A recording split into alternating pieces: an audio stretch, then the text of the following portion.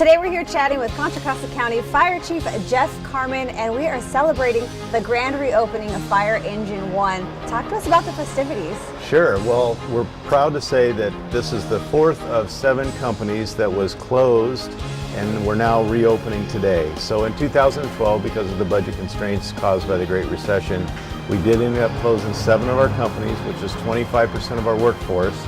And in this station, we've always had Truck 1 operating out of here, but Engine 1 was closed, and so the crew that remained continued to run the call volume that 2 companies used to run. So for about 6 years, that's been the case. Today, we're happy to open Engine 1 so we can start splitting that call volume amongst 2 companies again and get the crews here some much needed relief.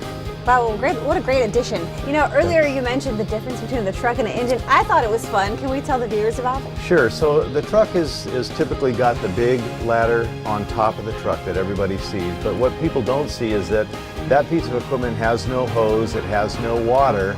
Its primary purpose is to get up on roofs, to cut holes in roofs, to let the smoke and gases out, to rescue people from windows, to cut people out of cars when they're trapped and those kinds of things, versus the engine that has water, hose, ladders, and they're the workhorse of our fleet. They take care of about 90% of our call volume. Now, aside from handling emergencies and fires, what else does the fire department do for the community?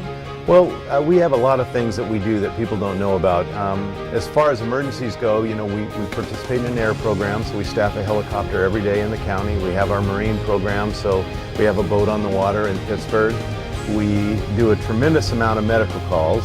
We run the ambulances now in the county, so that's been a big help on how we handle the resources that handle those medical emergencies.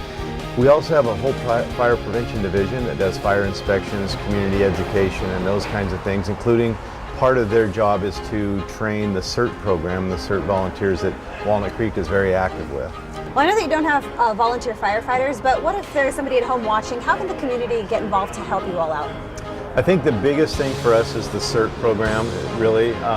The Walnut Creek is known for its CERT volunteers, and we met with one of the directors of one of the CERT divisions the other day. I have to say our people were so impressed with how well trained they were, how well equipped they were, and we're really working now to join forces with them to see how they could help us if a major event occurs. To be a firefighter, you have to go to a community college, and most of them have a fire academy that they can attend. Most of our people that we hire now have degrees, although they're not required to have a degree when they get hired. And then they can, again, join the volunteer program.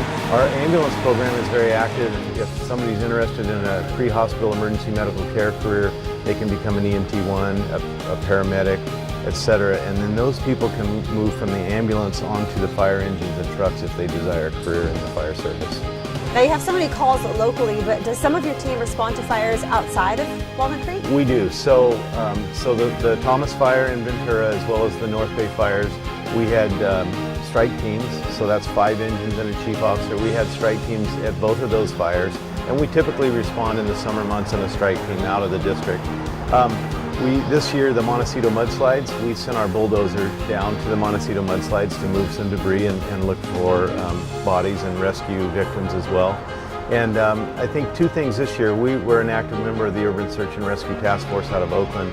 So our task force responded twice this year to the Puerto Rico hurricanes as well as the Florida hurricanes. So we're out quite often.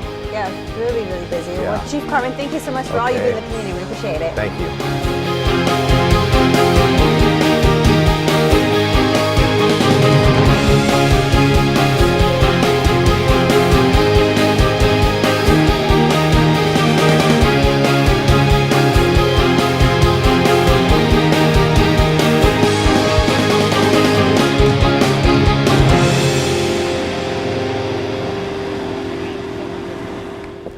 Well, we had a great time here at the grand reopening of Engine 1. Now, if you'd like some more information on how you can get involved, head on over to the city website to find out more about CERT.